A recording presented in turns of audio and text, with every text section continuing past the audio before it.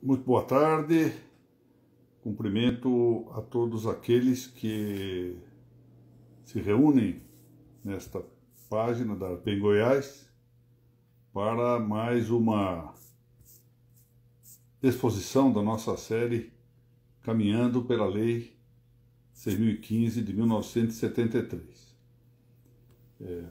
Agradeço muitíssimo o fato de a ARPEN Goiás emprestar-me esta página prestigiosa do Instagram para que aqui nós nos encontremos para tratar dos assuntos de que nós gostamos, como é o caso da Lei de Registros Públicos. Meus cumprimentos ao presidente da ARPEN Goiana, o Dr. Bruno Quintiliano Silva Vieira, cumprimento que estendo à minha estimadíssima amiga Evelyn Aida Tonioli Valente, também diretora da ARPEN Goiás. Muito bem, nós vamos então prosseguir na reunião de hoje com a sequência dos artigos da Lei 6.015. Como penso que todos sabem, esta foi uma ideia da registradora no estado do Ceará, na cidade de Trairi, no Ceará, a doutora Thaís Castelo Branco. E a ideia é que nós passemos um pouco pela Lei 6.015. E isto tem aqui uma sede importante. O fato de ARPEN Goiás ainda ter realizado na semana passada um encontro interessantíssimo, de que eu tive muita honra de participar, para tratar do registro civil, só faz engrandecer essa entidade e a dedicação que vai dando para o estudo do direito registral e também para o estudo do direito notarial. Essas disciplinas são muito conexas, como sabem.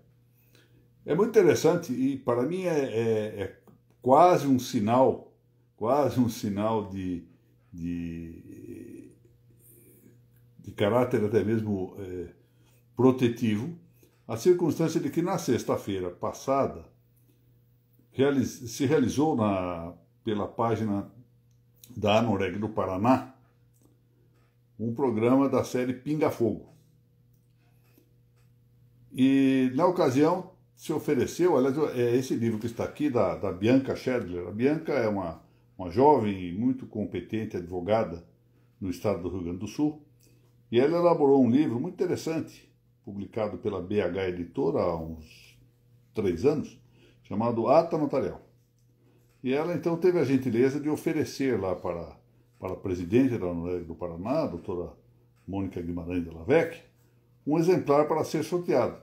E a curiosidade, e é por isso que eu digo que isso encontra-se um certo sinal de proteção divina dessas atividades, é que quem foi sorteado, exatamente alguém do estado de Goiás, quero crer que suspeito que uma escrevente do cartório da doutora Evelyn, mas se não é uma escrevente de Caldas Novas, pelo que eu vi.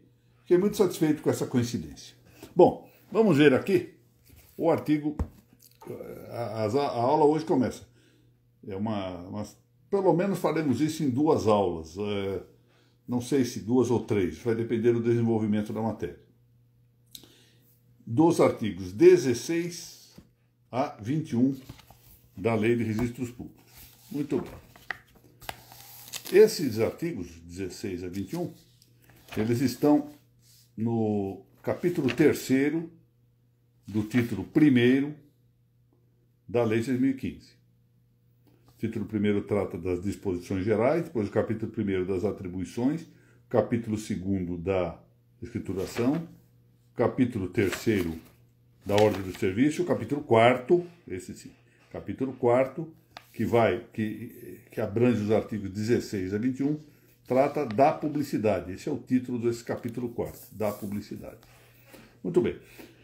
Primeira observação que nós temos que fazer, embora isso seja um pouco chato, as pessoas em geral não têm paciência para ouvir essas incursões, mas elas são importantes porque elas nos projetam muita luz sobre o nosso objeto de estudo.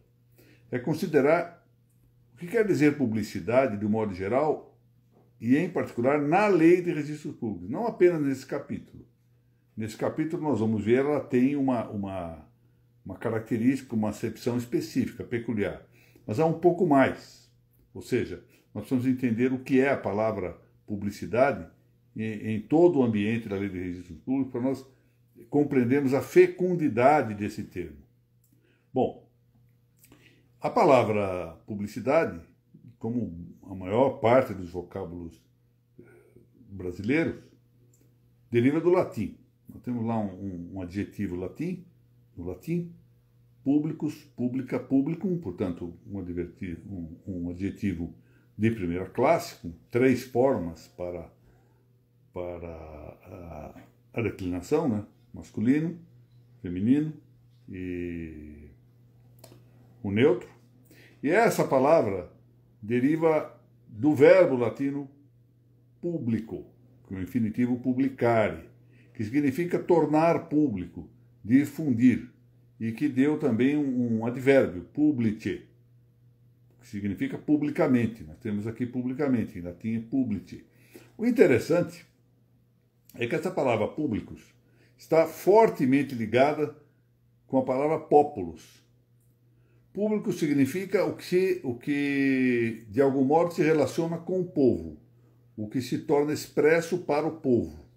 Povo aqui considerado com 2 caracterizações, portanto a palavra público significaria, nesta visão, já uma primeira classificação. O público como povo, no ambiente de uma comunidade, que se chama, em grego se fala em koinonia, por exemplo, é o povo enquanto comunidade. Mas também o povo, esse é o segundo sentido, já não como koinonia, como comunidade, mas o povo enquanto representado pelo poder político, pelo Estado. E é por isso que nós podemos dizer que o Estado detém a primazia do bem público, ou seja, porque ele representa o povo. Enquanto que existe um público primário, em caráter primário, que é o público comunitário, ou seja, é o bem público, ou seja, o bem da própria comunidade, que nem sempre é atendido pelo Estado, que muitas vezes não observa exatamente a sua missão de atender a esse bem público comunitário.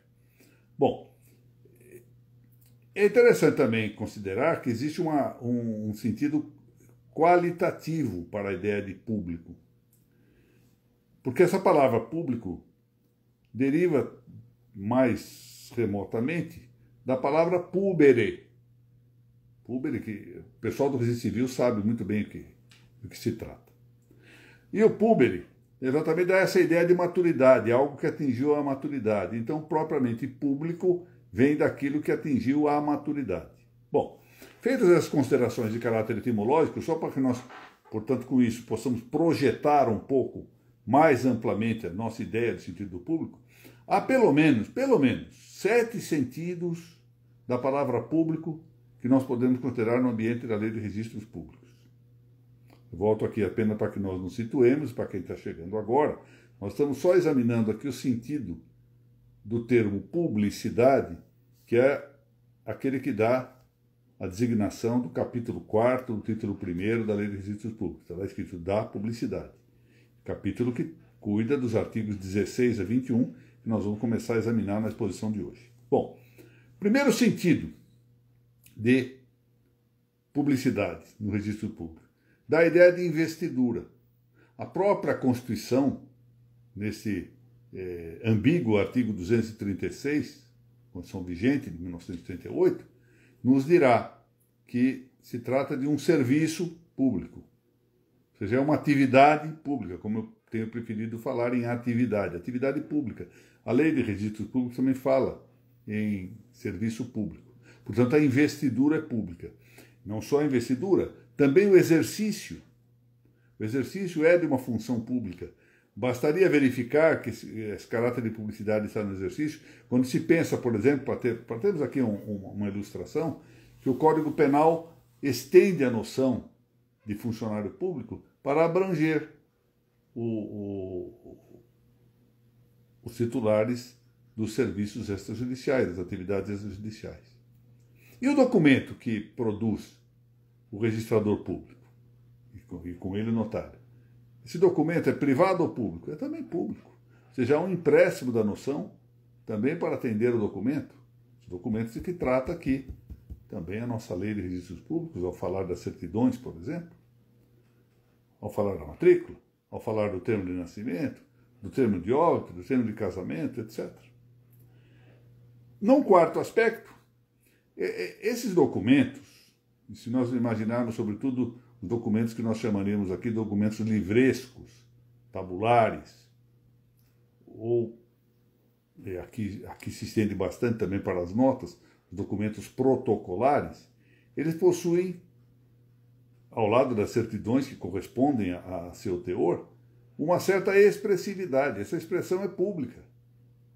Ou seja, não é um ato privado. Quando o registrador civil faz lá o termo de nascimento, quando o notário expede uma ata notarial, uma escritura, quando o registrador de imóveis faz o lançamento de um registro ou de uma verbação, o de títulos de documentos pratica lá o seu ato, etc.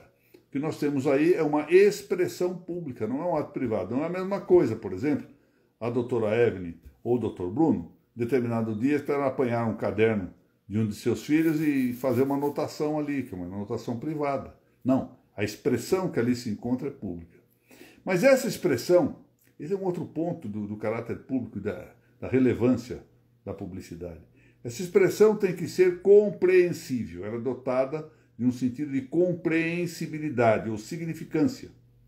Não pode ser um ato marcado por hermetismo, ou seja, um ato esotérico, com um S, ou seja, interno, íntimo. Não, ele precisa significar alguma coisa.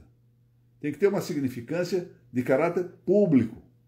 Isso é um problema interessantíssimo, que um dia, quem sabe, aqui vamos tratar de discutir melhor, que é o problema da linguagem que se usam nos assentos. Okay? Os senhores que sejam titulares de cartórios que têm livros muito antigos, vão verificar lá certa dificuldade na linguagem. Dos registros de imóveis é comum verificar que dificuldade para examinar os termos de transcrição, para fazer as localizações geográficas correspondentes dos imóveis. Por quê? Porque envolve o tema da significância. Significância não pode ser particular, não pode haver uma linguagem particular. Não, eu gosto de escrever para significar algumas coisas minhas, significar sentimentos. Aqui, ilustrando apenas para mostrar que a expressão envolve também a compreensão, a significância. Não é possível que seja, portanto, uma linguagem particular ou hermética que ninguém compreenda. Não, o discurso é público também, ou seja, deve ser compreendido pelo povo. Ainda que tenha que ser, convém que eu seja, uma linguagem elegante, que deva observar o caráter, o mais possível, canônico do idioma. O mais possível canônico, evitando, por exemplo, neologismos, expressões estrangeiras, etc. Expressões ambíguas, evitando ambiguidade nos textos, etc. Mas dois aspectos principais nos chamam a atenção exatamente para esse capítulo 4, referível à publicidade. O primeiro é a da cognoscibilidade. O registro é público em razão da cognoscibilidade que possui caráter público. Pode haver registro público por investidura e exercício sem cognoscibilidade ao menos ampla. Por exemplo, registro aeronáutico, registro de navios. Os navios bélicos, as aeronaves militares, não podem ser de conhecimento público, não convém para a própria defesa do país. O registro aeronáutico não deixa de ser público por isso. Mas a acessibilidade é limitada, não é inteiramente pública. Ainda agora mesmo, por exemplo, na Espanha, que sofreu muitíssimo com o terrorismo, o registro imobiliário não possui publicidade ilimitada. Ela possui uma publicidade restrita. Mas continua tendo cognoscibilidade, ou seja, ele é um registro conhecível. Nós não podemos fazer registros inteiramente secretos, não haveria razão de ser. Então, o primeiro sentido de publicidade é o de cognoscibilidade, esse que nos interessa aqui. A cognoscibilidade leva a uma amplitude de uma outra característica que nós temos que entender por publicidade, que é o de acessibilidade. Ou seja, as pessoas o povo deve ter acesso aos registros. O que é ter acesso aos registros? é tanto ter acesso para que se façam os registros, isso é um direito político, eu tenho o direito de fazer o registro, nas hipóteses em que a lei me permita, e a acessibilidade para conhecer o teor do registro. Essas duas coisas, acessibilidade de conhecimento e cognoscibilidade, são as que mais importam aqui nesse nosso capítulo da publicidade. É o que nós vamos agora tratar mais de perto. Começamos aqui com o artigo 16, que já vai nos dar um material bastante amplo para, deixa eu pegar aqui, o conhecimento da matéria. Diz o artigo 16: os oficiais e os encarregados das repartições em que se façam os registros são obrigados, 2 pontos. Primeiro, a lavrar certidão do que lhes for requerido. 2, a fornecer às partes as informações solicitadas. Muito bem. Então nós temos aqui um dispositivo dirigido particularmente aos oficiais, mas também aos encarregados das repartições. Por que essa distinção? Porque há, ainda provavelmente que subsistam alguns, mas havia, especialmente quando a lei foi feita, cartórios oficializados. Portanto, esses cartórios oficializados não tinham seus titulares designados normalmente com a palavra oficial.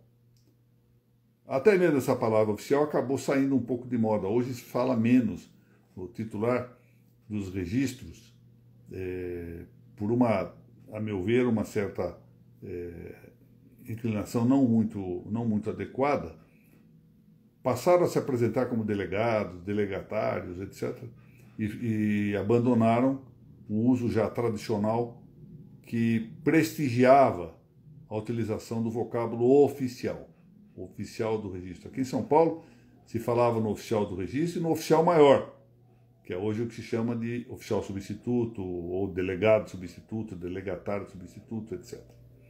Bom, então aqui nós temos essa distinção. Os oficiais eram aqueles que exerciam em caráter privado a sua função, e os encarregados das repartições são aqueles que exerciam na condição de funcionário público em sentido estrito.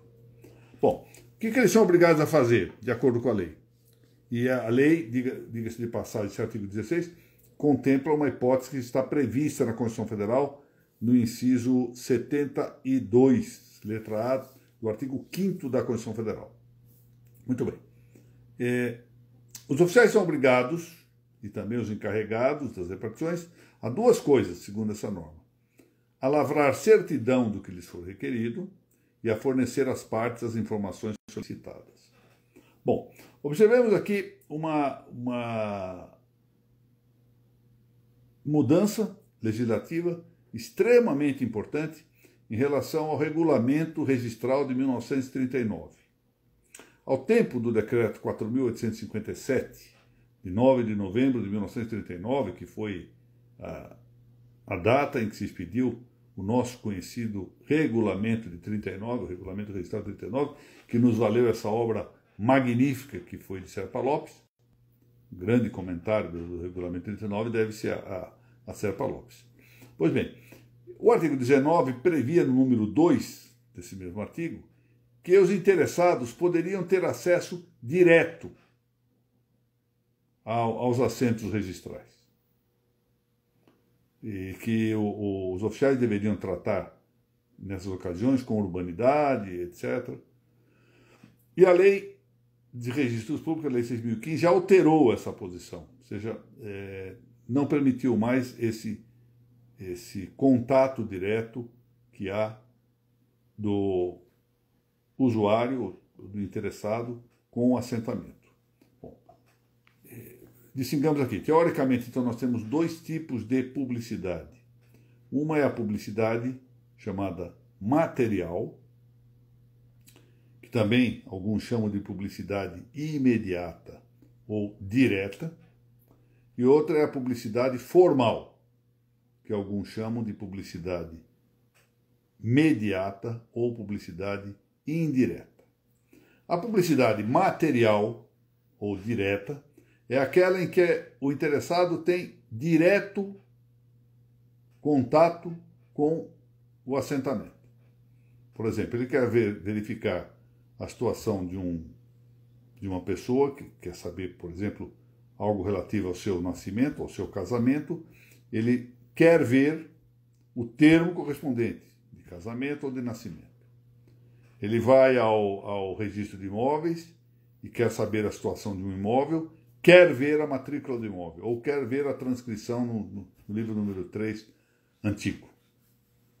Bom, essa é a publicidade que se diz material ou direta e que era admitida no decreto 4.857, ou seja, o regulamento de 1939, e que foi alterada com a vigência da Lei 6.015 de 1973, que passou apenas a admitir a publicidade formal, mediata, indireta. Por que mediata? Porque se faz por meio, ou se faz com um médio, com um meio, e não diretamente com o contato com o assentamento. Então, quais são esses meios? Bom, a lei mesmo diz. Um é a certidão, portanto, aqui se supõe um documento em caráter próprio, ou seja, um documento o que exige corporeidade e literalidade, textualidade, ou por meio de informação de natureza oral, ou seja, quando se fornece apenas a informação solicitada, requerida pelo interessado. Olha, eu me recordo aqui, vou contar uma coisa muito interessante que ocorreu em 1987. Houve um congresso do Instituto de Registro Imobiliário do Brasil, congresso nacional, numa sequência de 2 congressos internacionais sobre registro de imóveis. Os tempos eram muito fecundos, em 1986 e 1987. E então, em 1987 mesmo, houve um congresso em Foz do Iguaçu.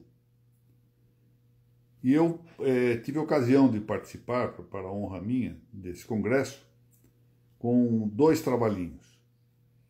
E um deles era sobre o que, na ocasião, se justificava, hoje não se justifica mais essa tese, mas naquele tempo era justificável, sobre a prevalência das certidões reprográficas, ou seja, aquelas tiradas pelo meio de reprodução fotográfica, né, imagética, em relação às certidões datilografadas. Durante a exposição, depois, ou já terminada a exposição, já terminada a palestra, mas durante a minha presença lá, meu querido e saudosíssimo amigo, um dos melhores amigos que tive na vida, e possivelmente um interlocutor insuperável nessa área do direito registral, que foi o registrador gaúcho Silvio Paulo Duarte Marques, foi titular da 2ª Zona de Porto Alegre, impugnou mais ou menos a minha posição relativamente à existência só da publicidade formal no direito brasileiro. E contou-me um fato muito interessante que eu queria narrar. Ele me disse: olha, eu tenho publicidade no meu cartório e eu faço a publicidade material, de contato do interessado diretamente com o título, com o assentamento. Eu então observei que a razão de ser dessa restrição do artigo 16, de só permitir a publicidade em caráter formal e não material, essa que tem contato direto, se devia à segurança jurídica. Segurança da própria documentação. Porque imaginemos que ali entre alguém e que aproveite uma distração qualquer de uma pessoa e subtraia o documento, ou então o rasgue, ou então o rasure. Dada a importância do documento, sabe-se que até mesmo as perícias devem ser feitas no próprio cartório para evitar o traslado, o tráfego desse documento, tamanha a sua importância, que para isso se evitava e que a lei, sabiamente, no meu modo de ver, com muita prudência, assim penso, inibiu que se pudesse ter publicidade material. Então, o meu amigo Dr. Silvio explicou qual era o sistema dele. Ele próprio, olha que interessante, ele próprio construiu um mecanismo composto de 2 folhas de vidro com tarraxas nas quatro pontas, e um mecanismo que permitisse virar, uma espécie de uma dobradiça, com que ele virava de um lado ao outro esse vidro. Ele disse, olha, eu ponho ali dentro e não há perigo. Realmente parecia que respondia à minha indagação. Mas aí eu ponderei que essa publicidade não era material, era formal. Porque, na verdade, o interessado não tinha contato com o documento, ele tinha contato com o vidro. E, por acaso, embaixo desse vidro estava o documento. E com isso, portanto, não vencia, teoricamente, a minha observação sobre a mudança da lei, ainda hoje vigente, em relação à de 39. Mas há um aspecto interessante que nós temos que ponderar aqui, que consiste no fato de que o interessado pode não confiar no registro. Então, pode dar-se o caso eventual de que eu não tenho confiança no registrador, eu acho que ele está falsificando o documento. Isso é muito raro? É muito raro. Os registradores brasileiros, de um certo modo, têm uma grande inclinação a manter a rigidez do trabalho. Mas eu me recordo que quando eu estava ainda em primeira instância, trabalhando na Vara de Registros Públicos de São Paulo, eu participei de 2 correições que nós descobrimos documentos falsificados. Então, isso pode ocorrer. Isso faz muito tempo, situação é diversa, mas o fato é que pode ocorrer. E pode o interessado não concordar, achar que um documento é falso, que o assentamento, a certidão não corresponde ao original, e quer ver o original. E como é que vai fazer isso? Bom, é um sistema fácil, e nem depende da via contenciosa. Isso é sobretudo dirigido aqui aos advogados, mas também o registrador tem aqui um elemento para, numa conversação com o advogado que insiste em ver o documento pessoalmente, olha, o senhor tem esse seguinte caminho. Qual é o caminho? Dirige-se ao juiz corregedor permanente, ou em alguns estados ele se chama de diretor do fórum, que é o responsável pela fiscalização do cartório, faz um requerimento, o juiz recebe o requerimento, se ele se convencer do interesse de agir, da legitimidade do pedido, etc., o que ele faz? Marca uma audiência, e ali com essa audiência se apresenta o livro. Eu tive mesmo ocasião, ainda na Vara de Registro, num processo relativo a uma retificação do registro de imóveis, de pedir a exibição do livro de notas. Eu quis ver o livro de notas.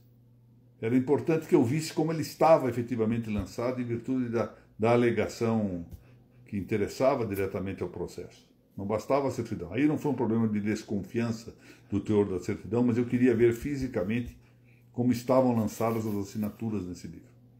Então se exibe perante o corregedor permanente.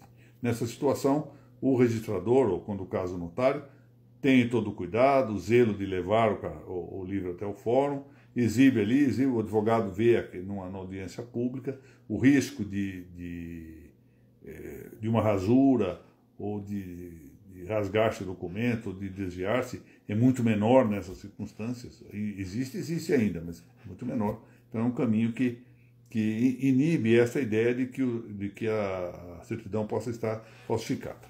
Agora, reparem que, salvo algumas estritíssimas hipóteses. Por exemplo, a Lei de Registro Público tem lá o artigo 57, salvo engano, parágrafo 6º, a respeito de uma vedação de informações a respeito da alteração de nome. Ou a lei, o Estatuto da Criança e do Adolescente tem lá também uma referência quanto à adoção, em que se impede a indicação do que consta dos livros de registro, e nada impede que a legislação vá impedindo outras coisas. Nós temos agora que verificar se há alguma influência da nova Lei Geral de Proteção de Dados. Bom, isso é outra história que vai ter que se ver mais à frente. O registrador está obrigado a dar certidão do ato que se pede. Ele é obrigado a fazer isso. Eu já contei aqui a respeito da criação de livros, um episódio que envolve também o problema da certificação, porque aqui em São Paulo se expediu por um provimento da Vara de Registros Públicos, o provimento não tem valor de lei, mas enfim, se criou um livro chamado Livro de Recepção de Títulos para o Registro de Imóveis. Muito útil, mas só que não tinha valor oficial. E como ele era muito útil, os registradores começaram, em bom número, a fazer os lançamentos nesse livro, em vez de fazer no lançamento do livro 1. E só depois de praticado o registro é que se fazia um. Ou seja, uma prática se inverter. Isso faz décadas, né? Isso já acabou faz tempo.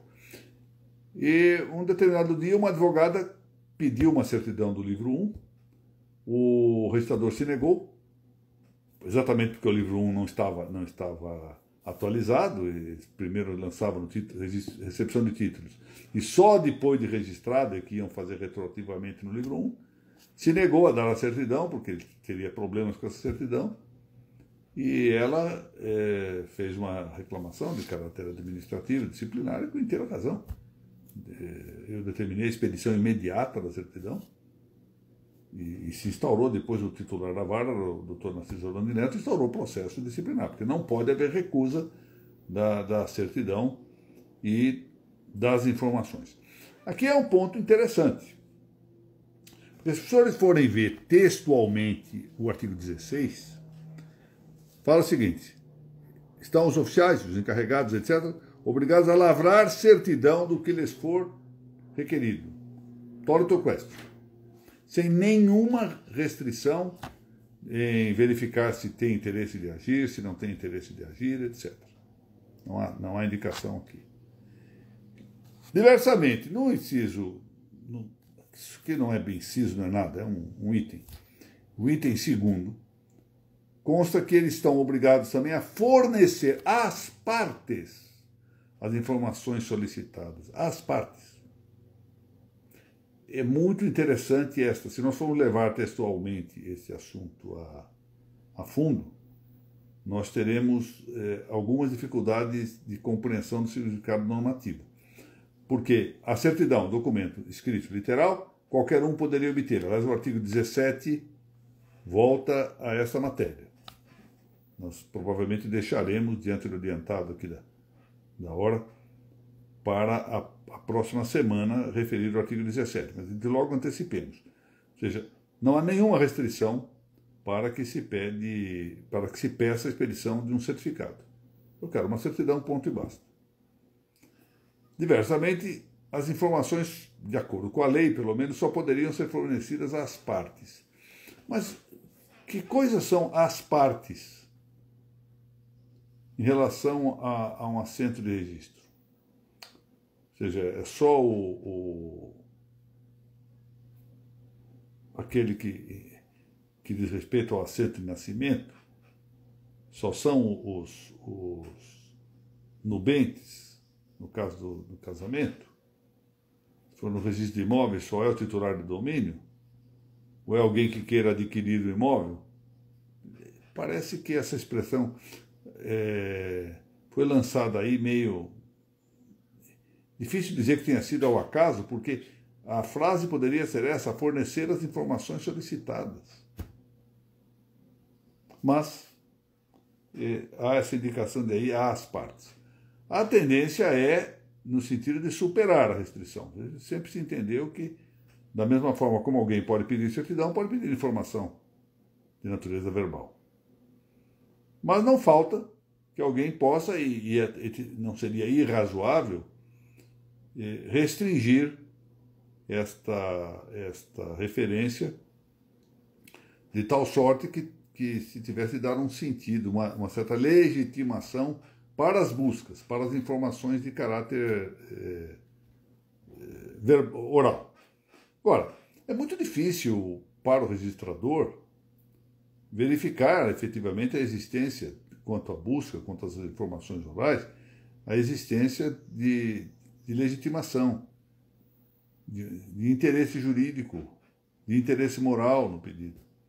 E por isso a tendência é de que não se leia tão restritivamente esse dispositivo e se entenda que as buscas possam ser feitas, possam ser solicitadas por qualquer pessoa.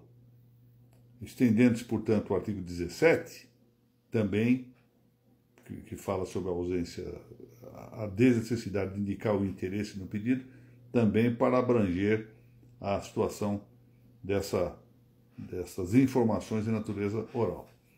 Agora, eu queria observar o seguinte, um tema que fica à margem dessa consideração, nós vamos voltar a isso na próxima explanação daqui a 15 dias, se há ou não hoje já uma tendência, pelo menos de lege ferenda, a limitar essas informações. Eu explico qual é exatamente o motivo e até conto um episódio interessante. O motivo é o risco que essas informações podem produzir se divulgadas excessivamente. Para isso mesmo, num certo sentido, surgiu agora a Lei Geral de Proteção de Dados. Embora nós saibamos, e recentemente a imprensa noticiou vários casos do chamado vazamento de dados, em número até muito preocupante, e empolgando indicações que, se cruzadas, podem levar a resultados muito perigosos, do ponto de vista patrimonial, e moral, muitas vezes moral também, não é? A despeito disso, nós sabemos que esse risco já provocou em outros países, eu contei aqui a situação da Espanha ainda há pouco, uma restrição muito grande no fornecimento de informações e até mesmo de certificação. Sobretudo se nós imaginarmos que com os meios que aí se encontram, os meios técnicos, em breve nós poderemos ter no Brasil aquilo que já é uma realidade em outros países na Espanha, de que é o mesmo. Eu, por exemplo, quero saber no registro de imóveis a situação de um dado prédio, eu tenho não só um texto alusivo a isso, como um mapa, portanto já uma situação gráfica, visual, mas também uma imagem de satélite. Ou seja, há todo um recurso completo. Então, vocês imaginam que é um conjunto de informações muito amplo. E o que eu queria contar-lhes é o seguinte, assim que eu fui promovido ao cargo de desembargador do Tribunal de São Paulo, o Corregedor-Geral de Justiça mandou um ofício reservado para todos os magistrados de primeiro e segundo grau, dizendo o seguinte, que ele tinha sido informado pelo Departamento de Trânsito de São Paulo que havia uma particular busca de dados na repartição de trânsito e se atribuía isso a um interesse delitual. De maneira que se os magistrados estivessem interessados, bastaria dizer a ele, corregedor, que ele comunicaria à repartição de trânsito a proibição, a vedação de comunicar esses dados a terceiros. Eu, de imediato, não tive dúvida, preenchi o formulário, mandei, disse, isso é um absurdo, vão ter todos os meus dados. Foi quando eu me dei conta, esse foi o problema, eu me dei conta que qualquer pessoa pode entrar no registro de imóveis, indagar pelo meu nome e pedir uma busca e certidão. Aliás, não precisa nem muito esforço, hoje por meio eletrônico se faz isso com facilidade, e ali na busca terá, ou nas informações, se pedir uma certidão do inteiro teor da matrícula, terá ali indicações muito amplas a respeito de onde eu moro, do meu número de CPF, etc. Porque essa informação é livre no Brasil. Então eu penso que de futuro provavelmente se tenderá a uma publicidade restringida.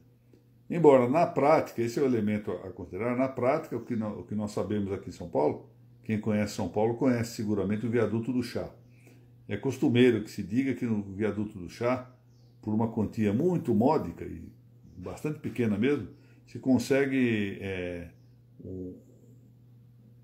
um volume de informações imenso a respeito também das declarações de imposto de renda. Não sei se isso é verdade ou não, claro que não fui verificar, não tive nem interesse pessoal nisso, mas a ser verdadeiro, com as notícias frequentes de vazamento de dados que nós temos visto aqui pela imprensa, isso nos deve levar a considerar até que ponto o tema da publicidade deve ser ilimitado, como aparenta sê-lo na forma como está instituído aqui no nosso registro público brasileiro. Bom, com isso, embora eu tenha ficado só no artigo 16, nós antecipamos alguma coisa aqui do artigo 17.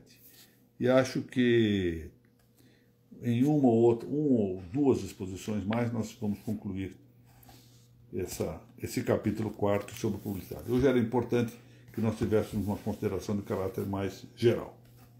Bom, eu quero mais uma vez agradecer a Arpem do Estado de Goiás, na pessoa do seu presidente, o Dr. Bruno Quintiliano Vieira, e na pessoa da Evelyn Valente, pela oportunidade que me concedem de poder manter contato aqui por esta página do Instagram com gente que se interessa pelo estudo do direito notarial e, em particular, pelo estudo do direito registral, tal como ele é designadamente versado na Lei 6.015.